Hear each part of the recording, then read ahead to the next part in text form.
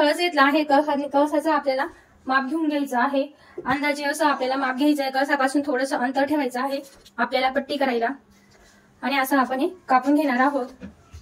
तुमच्या कळसानुसार तुम्ही अंदाजे लहान मोठा कळस असला तसं तुम्ही कापड कापू शकतात. शिवून घेणार आहोत. अशा वाळून घ्यायच्या आहेत.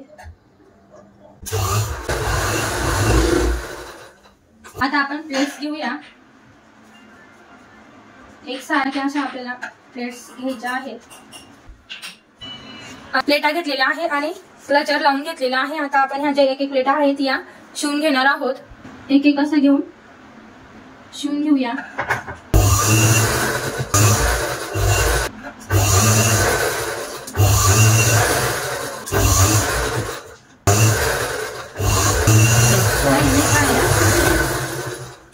हे बघा पूर्ण अशा या प्लेटा तयार झालेल्या आहे. आता आपण हा क्लचर काढूया. हे बघा आपण हे शिवून घेतलेलं आहे. आता मी ही पट्टी कापून घेतलेली आहे. आता आपण ही पट्टी जॉईन करून घेणार आहोत. पट्टी घेतलेली आहे. आता आपण ही जी पट्टी आहे ही आपण इथं जॉईन करून घेणार आहोत. पट्टी लावून घेणार आहोत.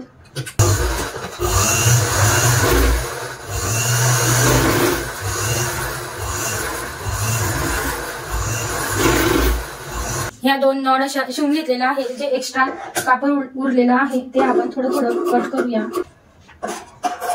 ही जी पट्टीचा कोना आहे तो आपण इकडं फोल्ड करून त्यावर शिलाई टाकून घेणार आहोत. इथं आपण जी नॉड आहे ती नॉड आपण इथं शिवून घेणार आहोत. इकडे साई कापड आपण फोल्ड करून घेऊया.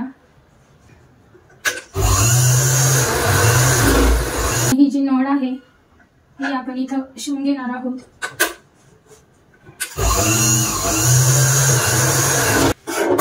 दोघं साईडला या नॉड अशा शिवून घेतल्या आहेत.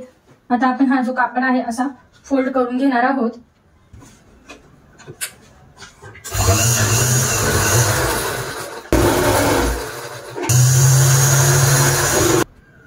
हे बघा सुंदर असं मी देवीचं वस्त्र तयार केलेलं आहे.